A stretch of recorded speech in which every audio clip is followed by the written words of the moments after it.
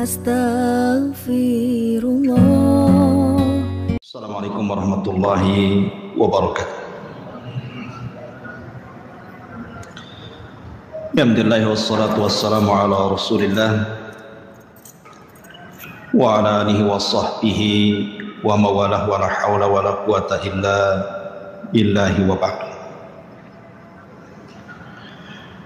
Malaikat adalah makhluk dari makhluk-makhluk Allah Subhanahu wa ta'ala. Sehebat apapun para malaikat, malaikat tidak punya rububiyah Allah, apalagi uluhiyah Allah Subhanahu wa ta'ala. Mereka sama dengan kita. Padahal kalau kita melihat kekuatan para malaikat itu luar biasa. Jibril alaihi salatu wassalam ketika menghancurkan negeri Sodom itu, bukan satu kota yang dihancurkan, 7 kota. Yang cukup dengan satu sayapnya ditancapkan ke 7 kota itu, langsung diangkat ke langit. Kemudian sampai di langit, ditumpahkan lagi ke bumi. Itu satu malaikat. Belum lagi kalau kita menceritakan tentang malaikat yang memikul arsy Allah Subhanahu wa ta'ala. Ketika Nabi SAW diizinkan untuk mensifatkan malaikat yang memikul arsy itu, kakinya berada di dasar bumi, kemudian badannya menjulang ke langit sampai 7 lapis langit, dan kemudian bahunya sampai memikul arsy Allah Subhanahu wa ta'ala.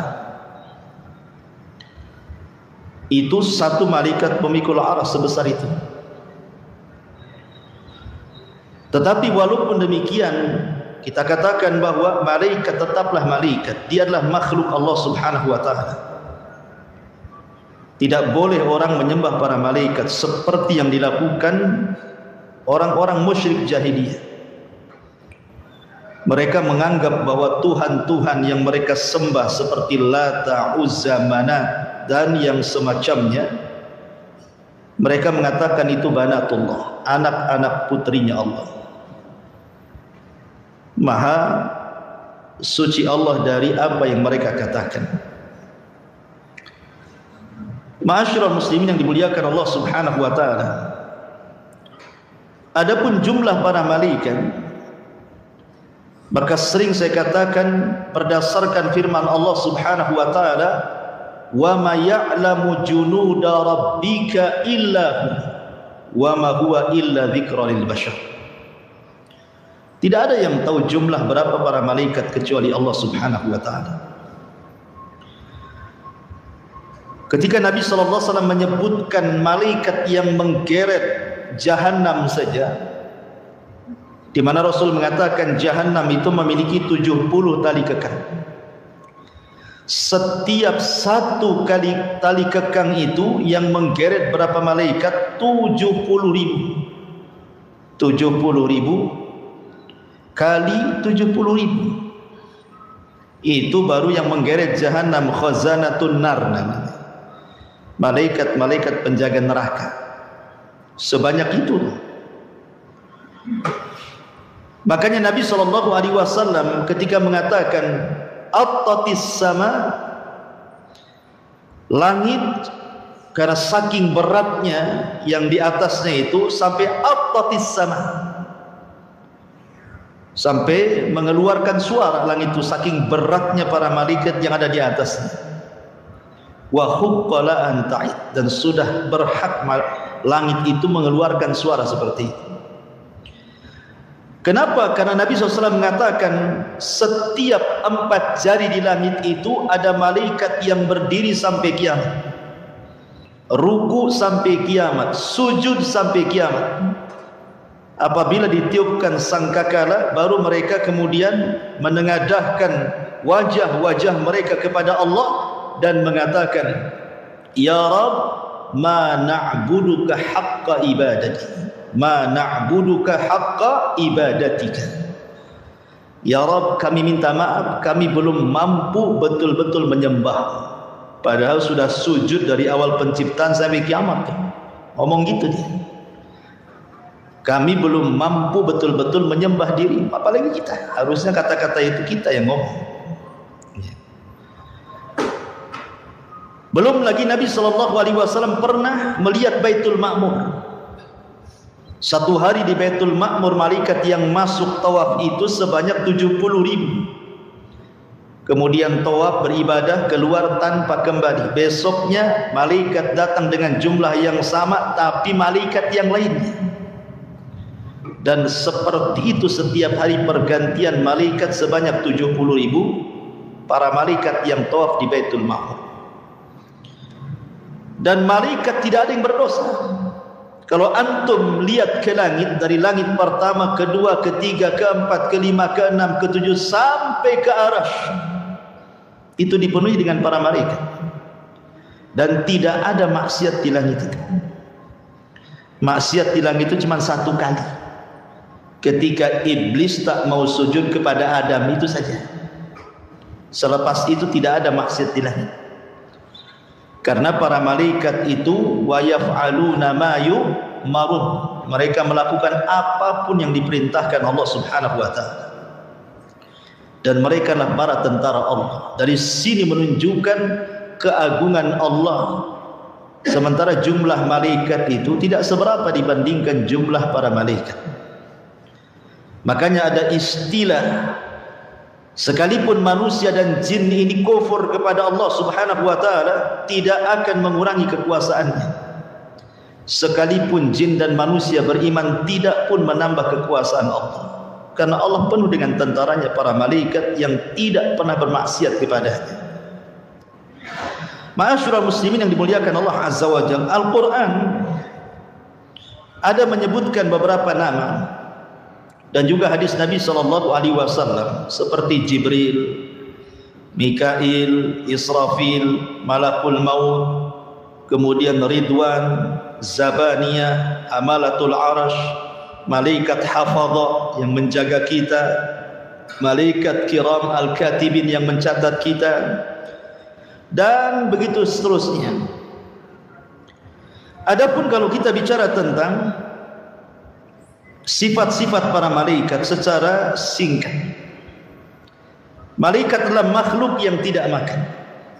Mereka tidak minum, tidak kencing, tidak buang hajat, dan mereka tidak mengeluarkan kotoran dari badannya.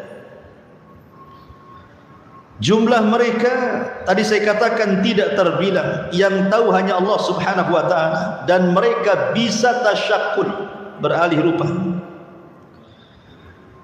Di antara mereka ada yang ditugaskan oleh Allah untuk memikul arsy. Di antara mereka ada yang ditugaskan oleh Allah Subhanahu wa taala sebagai penjaga jahannam, dan jumlahnya 19 berdasarkan nas Al-Qur'an, 19 malaikat. Dan mereka memiliki kekuatan yang luar biasa, walaupun 19 tapi kekuatannya melebihi malaikat-malaikat yang banyak. Di antara mereka adalah para penjaga surga. Di antara mereka sahibul wahyi yang khusus menurunkan wahyu seperti Jibril. Kemudian di sana ada Raqib dan Atid yang mencatat kiri kanan kita. Kemudian di sana ada malaikat hafadhah. Hafadhah ini malaikat yang menjaga kita. Apakah kita mukmin atau kafir, tetap dijaga oleh Allah Subhanahu wa taala dengan dikirimnya para malaikat. Dan ini bentuk rahmat Allah itu luas. Yang sering saya contohkan, kalau antum tidur di teras, tidak ada satu semut pun yang masuk ke telinga antum, padahal antum sudah nyemprot semut dengan baygon. Harusnya teman-temannya dendam kan gitu. Kalau mereka mau, dia bawa gengnya tuh orang itu yang sudah nyemprot saya, masuk aja ke telinga rame-rame. Tak ada juga ya. Kenapa? Karena Allah menjaga kita dengan hafazah, dengan para malaikat yang menjaga. Di antara mereka ada Malakul Maut. Dan Malakul Maut bukan satu orang tapi rombongan. karena orang yang mati itu bukan satu orang satu hari. Di antara mereka ada yang meniupkan roh, karena setiap hari janin itu setiap 4 bulan ditiupkan roh. Di antara mereka ada yang khusus mencatat kebaikan di siang dan malam, berjumpanya hanya di waktu subuh dan waktu asar saja. Di antara mereka ada yang memang dihususkan untuk mewakilkan tumbuh-tumbuhan ditumbuhkan di bumi seperti Mikail, membagi-bagikan rizki kepada manusia di bumi. Kemudian di sana ada Israfil yang meniup sangkakala. Di sana ada malaikat yang Allah wakilkan untuk melakukan fitnah kubur, pertanyaan man rabbuka wa man nabiyuka wa madinuka, atau diistilahkan dengan Munkar dan Nakir. Dan banyak sekali para malaikat yang ditugaskan Allah Subhanahu wa taala. Ma'asyiral muslimin yang dimuliakan Allah Subhanahu wa taala, kita akan menyebutkan beberapa kaitan malaikat dengan kita. Kapan malaikat itu mendoakan kita? Kapan malaikat membenci kita? Kapan malaikat melaknat kita? Majlis-majlis seperti apa yang malaikat datang di situ? Inilah yang kita akan bahas. Ma'asyiral muslimin yang dimuliakan Allah Subhanahu wa taala, malaikat ini adalah makhluk yang Allah Subhanahu wa taala fitrahkan kepada mereka cinta dengan kita kaum muslimin. Makanya Allah Subhanahu wa taala kalau cinta dengan kita itu yang pertama dipanggil siapa? Jibril. Kemudian Allah Subhanahu wa taala katakan kepada Jibril, ya Jibril, inni uhibbu fulanan fa ahibbahu. Jibril, aku suka dengan si fulan, kata Allah. Maka engkau harus suka juga dengan si fulan. Maka Jibril memanggil seluruh malaikat yang ada di bumi, yang ada di langit, dan yang sedang bertugas dimanapun, dan mengatakan, ya malaikat Allah, innallaha ahabba fulanan fa'ahibbuhu. Wahai malaikat-malaikat Allah, dimanapun kalian berada, Allah sudah suka dengan si fulan, maka kalian semua harus suka dengan si fulan. Maka ketika itu Allah Subhanahu wa taala menanamkan kecintaan kepada si fulan tersebut, kecintaan penduduk langit dan kecintaan penduduk bumi. Dengan sebab itu Allah tanamkan dua kecintaan. Kecintaan penduduk langit maksudnya para malaikat, kecintaan penduduk bumi maksudnya manusia dan jin. Lalu apa faedahnya antum dicintai malaikat itu? Dan apa faedahnya antum dicintai manusia? Adapun faedahnya antum dicintai malaikat, itu malaikat yang mencatat amal kita, yang mengantarkan kebaikan kita kepada Allah, yang mencabut nyawa kita. Kalau malaikat sudah suka dengan kita, tidak mungkin dia mengantarkan yang buruk-buruk, tidak mungkin pula mencabut kita dalam posisi su'ul khotimah. Tetapi kalau faedahnya manusia cinta dengan kita, itu sebagai rekomendasi bagi kita saat kematian kita, bahwa kita mati di atas kebaikan. Sebagaimana di zaman Rasul ada orang bawa jenazah, semua memuji jenazah itu. Kemudian datang lagi jenazah, semua mencela jenazah itu. Kemudian Rasul mengatakan wajabat. Kemudian sahabat mengatakan, apa makna wajabat wahai Rasul? Maka Rasul mengatakan, jenazah yang pertama yang dipuji manusia, wajabat lahul jannah, maka dia pasti masuk surga. Tapi jenazah yang kedua yang dicaci maki, dicela manusia, wajabat lahun nar, maka dia wajib masuk neraka, kata. Jadi tazkiyah manusia terkadang penting. Makanya kalau jenazah disolatkan 40 orang yang tidak menyekutukan Allah, semua bertauhid, kecuali akan mendapatkan syafaat jenazah itu. Ma'asyiral muslimin yang dimuliakan Allah Subhanahu wa taala, kecintaan malaikat kepada orang-orang yang beriman itu sampai membantu dalam peperangan, perang Badar. Kalaulah bukan karena Allah, kemudian 5.000 malaikat dipimpin Jibril, sudah kalah tuh perang Badar itu. Tapi Allah turunkan 5.000 malaikat dipimpin Jibril, menang perang itu. Kemudian juga saking senangnya malaikat kepada orang-orang yang beriman, mereka bersalawat. Sebagaimana Allah Subhanahu wa taala mengatakan dalam surah Al-Ahzab 43, "Huwallazi yusalli 'alaikum wa malaikatuhu liyukhrijakum minadh-dhulumati ilan nur wa kana bil mu'minina rahima." Dialah Allah yang telah bersalawat kepada kalian. Kalau salawatnya Allah maksudnya Allah memberikan rahmat. Kalau ada kalimat salawat dari Allah, artinya Allah memberikan rahmat, seperti innallaha wa malaikatahu yusalluna 'alan nabi. Ya. Sesungguhnya Allah dan para malaikatnya bersalawat kepada Nabi. Maksud salawatnya Allah apa? Memberikan rahmat. Maksudnya salawatnya malaikat apa maksudnya? Mendoakan dan memintakan ampun akan dosa-dosa kita. Jadi malaikat itu mendoakan kebaikan kepada kita dan juga mendoakan ampunan kepada kita. Huwallazi yusalli 'alaikum wa malaikatuhu liyukhrijakum minadh-dhulumati ilan. Ma'asyiral muslimin yang dimuliakan Allah Azza wa Jalla, bahkan malaikat itu hadir di majlis-majlis ilmu, di majlis-majlis zikir, di majlis-majlis yang dibacakan Al-Quran di situ. Baik di masjid, baik di rumah, baik di majlis taklim, dimanapun. Kalau majlis itu ada zikirnya, ada mempelajari halal haramnya, ada bacaan hadis dan Qur'annya, maka malaikat akan datang, kemudian malaikat akan mendoakan dan memintakan ampun kepada orang-orang yang ada di majlis itu. Dan itu berdasarkan hadis Abu Hurairah radhiyallahu anhu. Kemudian juga para malaikat, mereka tidak pernah lepas dari kita.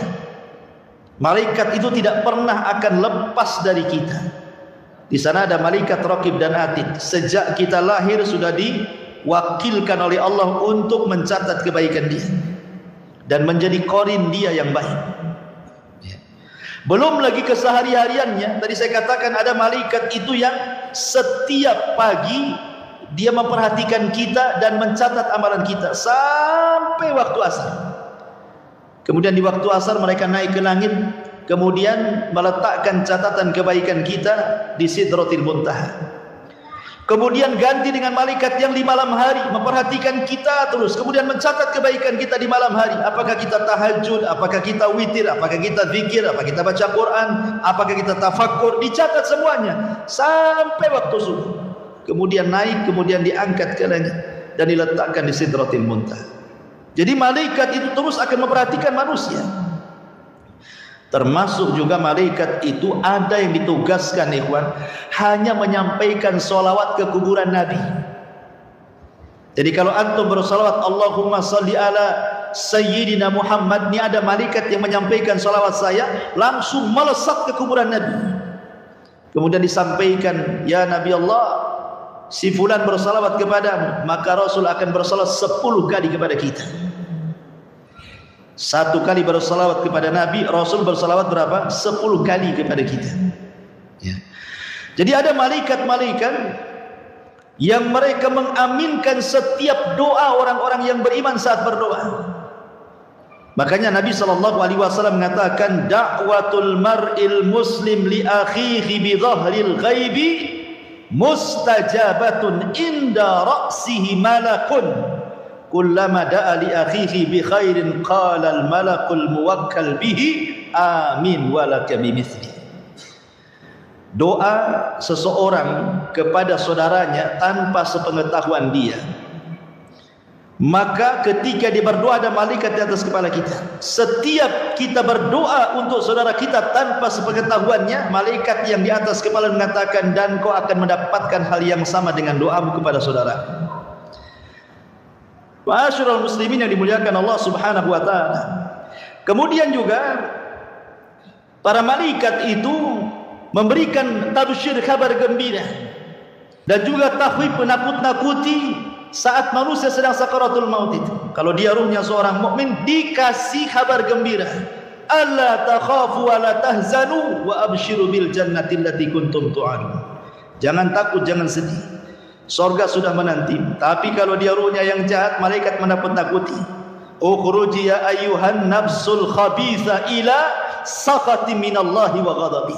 Keluar wahai ruh yang jelek kepada kemurkaan dan kemarahan Allah Subhanahu wa taala. Ma'asyiral muslimin yang dimuliakan Allah Azza wa Jalla. Siapa orang-orang yang akan dilaknat para malaikat? Jadi malaikat itu ada yang ditugaskan Allah khusus untuk melaknat saja tugasnya. Siapa orang-orang yang akan dikutuk dilaknat para malaikat itu? Pertama, orang yang menyembunyikan ilmu, tahu kebenaran tapi disembunyikannya, tidak mau disampaikan. Dan itu berdasarkan surah Al-Baqarah 159. Innal ladzina yaktumuna ma anzalna minal bayyinati wal huda min ba'di ma bayyanahu lin-nasi fil kitab ulaika yal'anuhumullahu wa yal'anuhumul la'in. Orang-orang yang menyembunyikan apa yang kami turunkan dari keterangan-keterangan dan petunjuk setelah kami sampaikan dan jelaskan kepada manusia dari kitab tersebut, maka mereka orang-orang yang dilaknat Allah, dan mereka dilaknat orang-orang yang melaknat mereka, termasuk malaikat di dalamnya.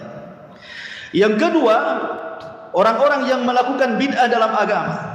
Nabi SAW bersabda, man ahdatha hadathan fa'alaihi la'natullah wal malaika wan nasi ajmain, rawahul Bukhari. Orang yang mengada-adakan sebuah perkara dalam agama yang tidak ada contohnya, alias bid'ah, maka Allah akan melaknat dia, malaikat akan melaknat dia, dan manusia semuanya akan melaknat dia. Kemudian yang nomor tiga, mati di atas kekufuran. Mungkin dia muslim dulunya kemudian murtad, naudzubillah. Maka orang-orang yang mati di atas kekufuran, maka Allah Subhanahu wa taala katakan dalam surah Al-Baqarah 161, innal ladzina kafaru wa matu wa hum kufar ulaika alaihim la'natullah wal malaikati wan nasi ajmain. Orang-orang yang kafir kemudian mati di atas kekafiran, maka mereka dilaknat Allah dan para malaikatnya dan seluruh manusianya. Hati-hati orang murtad, kalau mati di atas kemurtadannya maka dilaknat para malaikat. Kemudian yang keempat, orang yang mencela para sahabat, seperti orang-orang Syiah mencela banyak para sahabat, bahkan mengkafirkannya, layak mereka dapat laknat malaikat. Orang-orang Nawasib, orang-orang Khawarij yang mencela para sahabat Nabi SAW, layak mereka mendapatkan laknat para malaikat berdasarkan sabda Rasul yang dikeluarkan oleh Imam At-Tabrani dalam Mu'jamnya, man sabba ashabi fa alaihi la'natullah wa malaikatuhu wan nas ajmain. Siapa yang mencela sahabatku, maka dia berhak mendapatkan laknat Allah, para malaikatnya dan seluruh manusia. Kemudian juga orang yang menakut-nakuti saudaranya seorang muslim dengan senjata. Kalau sekarang tidak dengan senjata, dengan handphone. Awas kau ya, ketemu di mana kita, awas ya kak, gitu ya. Dan ada orang nakut-nakuti dengan handphone, diteror, ya. Maka Nabi SAW mengatakan, man asyara ila akhihi bihadidatin fa innal malaikata tal'anuhu hatta yada'ab wa in kana akhahu li abihi wa ummi. Siapa yang mengisyaratkan kepada saudaranya sebuah senjata untuk menakut-nakutinya, tidak ditusuk, hanya nakut-nakuti saja, maka malaikat akan melaknatnya sampai dia letakkan tuh senjatanya. Kalau pakai handphone sampai diletakkan handphonenya gitu, ya. Kemudian yang nomor 6, manintasabah an yantasiba syakhsu ila ghairi abi, menasabkan yang bukan nasabnya, bukan turunan Nabi, ngaku-ngaku pula Habib, bukan turunan orang kaya padahal kaya, ngaku-ngaku pula itu loh bapakku menteri dari Hong Kong, ya. Dia ngaku-ngaku tuh. Kan banyak orang-orang ngaku-ngaku tuh biasanya zaman dulu ya. Ya kan ada tuh di sandiwara-sandiwara itu, datang dari kampung gitu ya. Kemudian lama di kota, rupanya tidak berhasil. Kemudian nulis status cari rumah yang bagus, selfie pula dengan rumah yang bagus tuh. Ini rumah saya katanya. Ini mobil saya. Itu tuh bapak saya yang ganteng tuh katanya lagi lewat. La haula wala quwata illa billah. Maka Rasul mengatakan, manidda'a ila ghairi abi, siapa yang menasabkan yang bukan nasabnya, fa alaihi laknatullah wa malaikatuhu wal malaikati wan nasi ajmain, maka dia mendapatkan laknat Allah, para malaikat dan seluruh manusia. Yang nomor 7, al-ghadar, orang yang berkhianat, diberikan amanah dia khianat. Maka ini pun dalam riwayat Bukhari Muslim, fa alaihi laknatullahi wal malaikah, dia akan mendapatkan laknat Allah dan para malaikatnya. Yang nomor 8, irtikabul fasad wa zulmi, melakukan kerusakan dan kezaliman. Zalim itu macam-macam, mengambil hak orang lain, ya, menggibah, mencaci, memaki dan begitu seterusnya zalim. Atau merusak bumi, menebang hutan yang merupakan penghijauan, akhirnya ditebang, akhirnya banyak bencana dan begitu seterusnya. Maka orang-orang yang seperti ini, maka Nabi SAW mengatakan fa alaihi laknatullahi wal malaikati wan nasi ajmain, muttafaqun alaih. Dia mendapatkan laknat Allah, malaikatnya dan seluruh manusia. Yang nomor 9, mualatu ghairi sayyid alladhi manna 'alal muslim bil hurriyati wal 'idki. Mungkin seorang budak loyalitasnya tidak diberikan kepada tuannya tetapi kepada orang lain, ini pun dilaknat. Termasuk juga yang nomor 10, seorang wanita yang menolak ajakan suaminya untuk berhubungan, maka wanita ini akan dilaknat sampai dia subuh kalau dia tidak bertobat kepada Allah Subhanahu wa taala. Termasuk juga orang yang berhukum dengan hukum selain Allah Subhanahu wa taala. Berdasarkan riwayat Imam Ahmad, mereka pun orang-orang yang dilaknat Allah Subhanahu wa taala dan para malaikatnya. Inilah orang-orang yang dilaknat. Sekarang orang-orang yang didoakan para malaikat, orang-orang yang didoakan kebaikan, malaikat beristighfar kepadanya, siapa mereka? Yang pertama, mereka adalah orang-orang yang tidur dalam posisi tahir, suci. Jadi sebelum tidur antum berwudu, ya, tidak masalah. Ustaz, saya sudah berhubungan dengan istri, berwudu saja. Karena Nabi SAW pernah berwudu, kemudian menggauli istrinya, berwudu lagi, menggauli istrinya, dan begitu seterusnya. Nah, padahal wudu itu kan menghilangkan hadas kecil. Kalau dia melakukan hadas besar kan secara otomatis batal kan. Wudu untuk tidur berbeda hukumnya. Itu sunnah, wudu saja.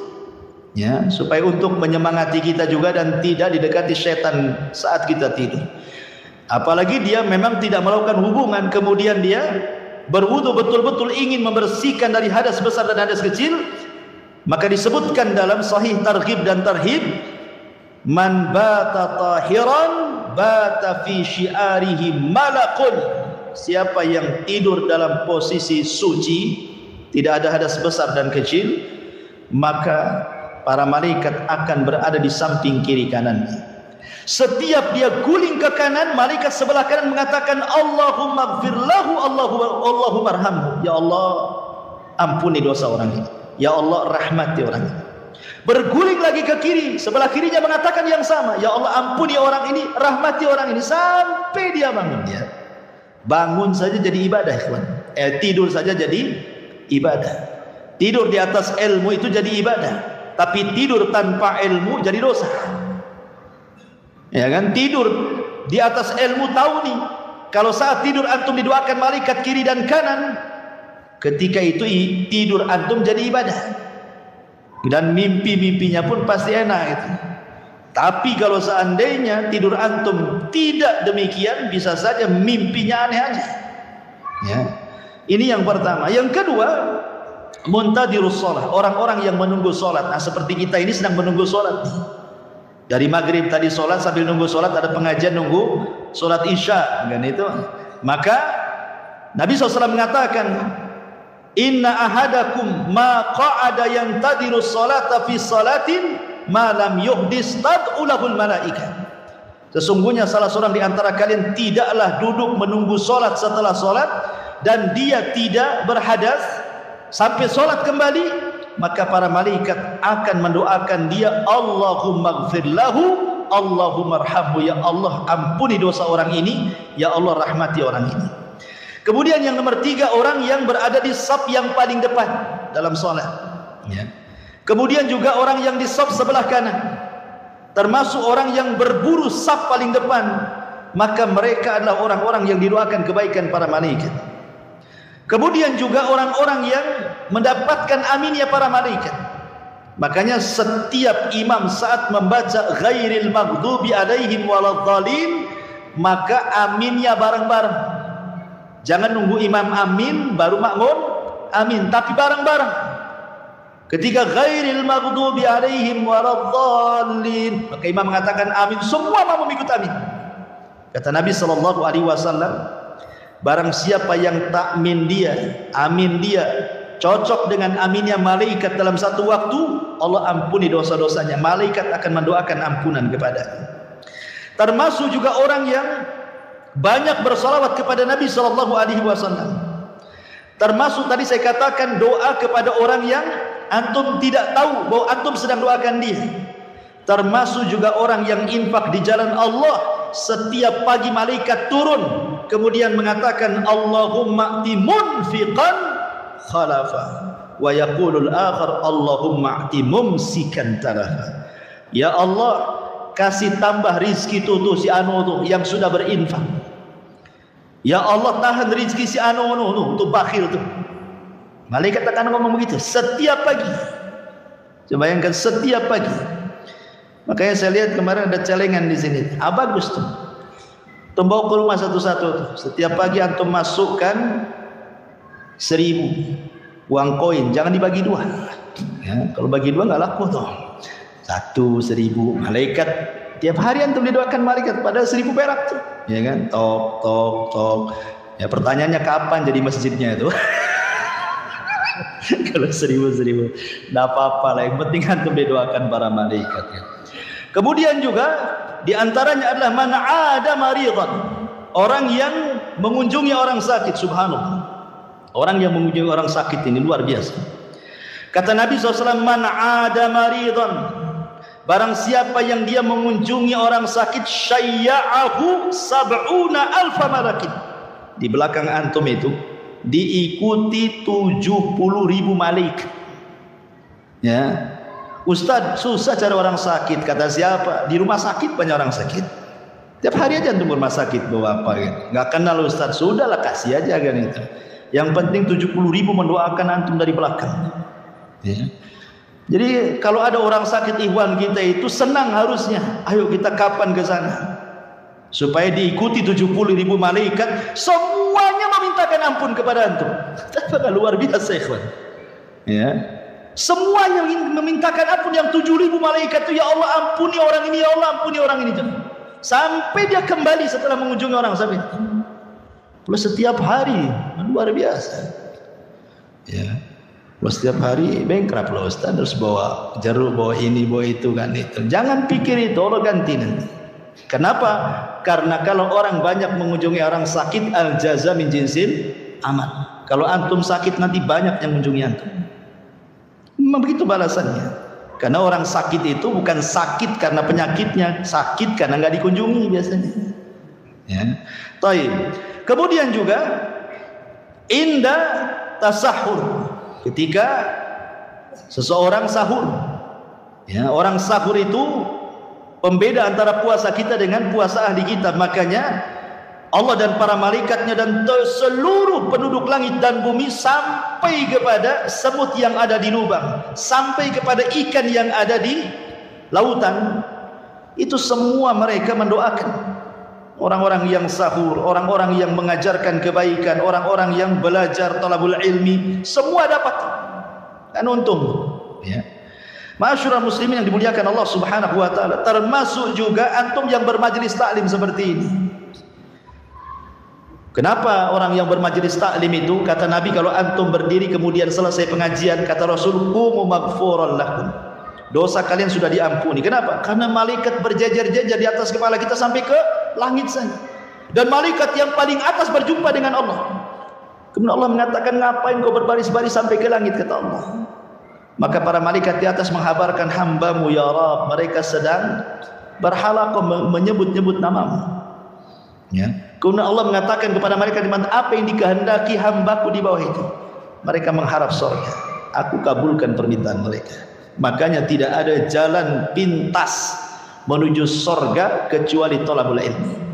Man salaka tariqan yaltamisu fihi ilma sahhalallahu bihi tariqan ilal jannah. Siapa yang meniti sebuah jalan dan jalan itu menuju kepada ilmu syar'i, maka itulah jalan yang paling mudah menuju surga. Makanya dulu para ulama itu kalau menghadiri majlis taklim itu luar biasa. Antum tahu Abu Yusuf, muridnya Abu Hanifah. Dihabarkan padanya anaknya meninggal. Dia bayar orang, karena dia kaya, dia bayar orang, tolong urus jenazah anak saya. Kemudian dikatakan, kenapa kau tidak urus, itu kan anakmu? Oh, tidak bisa. Kalau saya mengurus jenazah anakku, nanti aku luput pelajaran Abu Hanifah. Sampai dia mewakilkan orang untuk menguburkan jenazah anaknya, takut luput pelajaran Abu Hanifah. Antum mau telat ngaji sama saya, gak peduli amat katanya. Gak datang pun gak peduli. Kan nanti minggu depan ada lagi katanya. Subhanallah. Ma'asyiral muslimin yang dimuliakan Allah Azza wa Jalla. Inilah diantara orang-orang yang didoakan kebaikan oleh para malaikat. Ada amalan-amalan itu yang malaikat nyingkir dari kita, nggak mau dekat-dekat dengan kita. Ya. Seperti apa? Orang-orang yang durhaka kepada orang tua, orang-orang yang memutus silaturahim. Kata Nabi SAW dari hadis Abdullah ibn Ubay radhiyallahu anhuma, anna Nabi sallallahu alaihi wasallam qala innal malaikata la tanzil ala qaumin fihim qati'ur rahim. Malaikat tidak akan turun kepada kaum yang di situ sedang memutus silaturahim, sedang durhaka dengan orang tuanya. Enggak akan ada malaikat, malaikat menjauh. Ya. Kemudian yang kedua, antum memelihara anjing tanpa ada unsur darurat. Ya, senang-senang saja, nampak lucu kayak kucing gitu kan. Boleh juga nih. Sampai anjing itu harganya bukan 100.000, ada yang juta-juta tuh, 100 juta pun ada. Ya, padahal lihat Nabi SAW mengatakan bahwa malaikat-malaikat tidak akan masuk ke rumah yang di dalamnya ada anjing. Bahkan setiap hari dikurangi pahalanya 1 qirat. Antum tahu 1 qirat sebesar gunung Uhud itu 1 qirat. Setiap hari dikurangi pahala kita segitu. Kalau antum memelihara anjing tanpa ada hajat dan kebutuhan. Ya. Kemudian juga di rumah antum ada gambar-gambar yang bernyawa, lukisan-lukisan gitu ya. Ada gambar-gambar yang bernyawa, entah gambar orang, gambar binatang, atau gambar apa yang bernyawa sifatnya. Maka Rasul mengatakan la tadkhulul malaikatu baitan fihi kalbun wala suratun. Malaikat tidak akan masuk ke rumah yang ada anjing dan ada gambar yang bernyawanya. Kemudian yang keempat, tidak akan masuk kepada rumah yang ada al-jaras. Antum tahu jaras? Jaras seperti lonceng, itu namanya jaras ya. Ataupun wal musik, rumah yang dipenuhi dengan musik. Di zaman Rasul tidak ada musik keluar dari rumah itu, semua Quran. Di zaman sekarang tidak ada satu rumah kecuali Quran musik. Terbalik dengan itu. Maka Nabi SAW mengatakan la tadkhulul malaikatu baitan fihi jarasun. Malaikat tidak akan masuk ke rumah yang ada jarosnya, loncengnya. Dalam riwayat kata para ulama, jaros itu maksudnya mazamiru syaitan, seruling-seruling syaitan, nyanyian, musik-musik ya. Karena namanya musik dengan Quran itu berlain arah tuh. Orang kalau cinta musik benci Quran, kalau orang cinta Quran benci musik. Tidak bisa 50-50 itu. 50-50 lah Ustaz, 50% Quran, 50% musik, hilang Qurannya ya. Itu memang tidak bisa dicampurkan musik dengan Quran itu. Makanya dahulu orang-orang jahiliyah, apabila Nabi membacakan Quran, apa kata mereka? La tasma'u lihadal Quran wa alghaw fihi, katanya. Buat gaduh-gaduh, buat musik-musik, buat nyanyi-nyanyi, biar suara Muhammad enggak kedengaran gitu. Itulah orang jahiliyah seperti itu ya. Karena musik itu dari syaitan ya. Sementara Al-Quran dari Allah Subhanahu wa ta'ala. Tidak mungkin syaitan dengan Allah, kalamullah berjumpa kan itu. Kemudian di antaranya malaikat akan pergi adalah wujudur rawaih al-kariha fil bait. Rumah yang bau ya, nggak pernah disapu, nggak pernah dipel gitu kan, bau pokoknya. Antum di depan rumahnya parit kotor loh, nggak pernah dibersihkan. Nunggu kerja bakti RT, mikirlah ya kan. Itu udah ada malaikat tuh. Yang penting soal parit sebelah bau terserah, yang penting rumah kita parit bagus kan itu ya. Nampak nih sapi teng nih bau-bau, tutup. karena tidak suka malaikat yang bau-bau. Makanya kenapa Nabi SAW mengusir orang yang mulutnya bau bawang ketika hendak sholat? Kenapa? Karena malaikat yata'adza bihi kama yata'adza bihi banu Adam, kata Rasul. Karena malaikat tersakiti sama dengan kita yang di sampingnya juga tersakiti dengan bau manusia. Ya, makanya Rasul mengusir orang yang bau bawang, suruh bersiwak dulu. Termasuk juga wujudul bauli al-muntaqi fil baiti. Seseorang meletakkan najis di rumahnya, seperti umpamanya antum merawat orang sakit nih, yang terkadang dia tidak bisa kencing, terpaksa ditaruh di aqua gitu. Kalau sudah penuh cepat buang biar bersih, ya, karena malaikat tidak suka di situ ada najis-najis yang tergenang, apalagi diletakkan. Buat apa juga? Kan kadang-kadang ada orang penakut tidak mau ke kamar mandi, kencing pula di botol aqua. Lupa pula dia tak buang gitu kan. Nah, dari sekarang antum lihat tuh, ada nggak tuh botol aqua yang ada kencing? Ya, periksa tuh. Ya, jadi karena malaikat tidak suka tuh ada najis-najis, ada kotoran-kotoran. Karena Islam itu mengajarkan kebersihan, ikhwan. Malaikat suka yang bersih-bersih, sebagaimana setan suka yang kotor-kotor. Tempatnya di tong-tong sampah, di tempat-tempat bau, maka malaikat sebaliknya dibandingkan daripada syaitan. Makanya Nabi SAW mengajarkan sampai badan Rasul itu seolah-olah berapa kilo itu sudah kecium tuh. Rasul mau datang. Kenapa? Harumnya sudah nampak. Kalau antum baunya dulu, nah ini mau datang nih, siapa si Anu? Baunya sudah masuk di hidung ini, kan masalah, ikhwan, ya.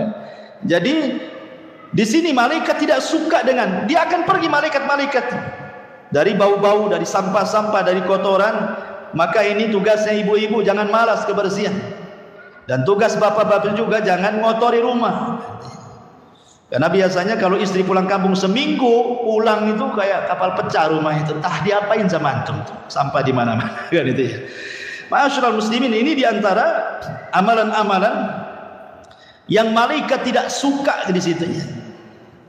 Kemudian ma'asyiral muslimin yang dimuliakan Allah Subhanahu wa taala. Kemudian juga malaikat itu suka dengan orang-orang yang mereka berkunjung kepada saudaranya. Jadi saudaranya nun jauh di sana, umpamanya di Tanjung Pinang atau punya saudara, atau di Tanjung Uban, atau di Medan, atau di mana, atau di Jawa lah.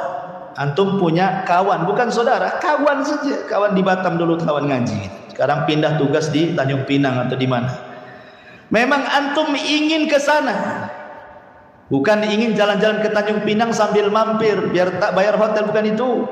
Ya, maksudnya di sini adalah memang betul-betul datang ke sana untuk ziarah silaturahim, lebihnya jalan-jalan gitu maksudnya. Jadi niatnya bukan karena itu, bukan karena lagi hutang, tidak, ya, bukan karena pinjam uang, tidak juga. Memang pengen ketemu, rindu, seakidah, seiman, seislam. Di zaman Nabi SAW, Rasul menceritakan ada orang yang ingin berkunjung kepada saudaranya, diutus malaikat untuk mengikuti di belakangnya. Kemudian malaikat menjelma manusia menghadang orang ini. Kau mau kemana? Ya, saya mau berkunjung kepada saudara saya yang nun jauh di sana. Kemudian dia mengatakan, ada enggak tujuan dunia, mau pinjam uang, bayar uang, mau bisnis? Enggak. Saya murni ingin menziarah dia lillah, karena Allah. Saya cinta dia karena Allah Subhanahu wa taala. Maka malaikat ini mengaku, inni Rasulullah, sebenarnya saya malaikat menjelma manusia. Bi annallaha qad ahabbaka kama ahbabtahu fi. Ingat, Allah sudah cinta kepadamu sebagaimana engkau cinta kepada dia. Dan tadi saya katakan, kalau Allah sudah cinta kepada kita, siapa yang dipanggil? Jibril. Jibril, aku cinta dengan si Anu, kau cinta juga. Jibril memanggil semua malaikatnya, si Anu dicintai Allah, kalian harus cinta kepadanya. Luar biasa. Subhanakallah bihamdika, asyhadu an la ilaha illa anta, astaghfiruka wa atubu ilaik. Wallahu ta'ala a'lam. Assalamualaikum warahmatullahi wabarakatuh.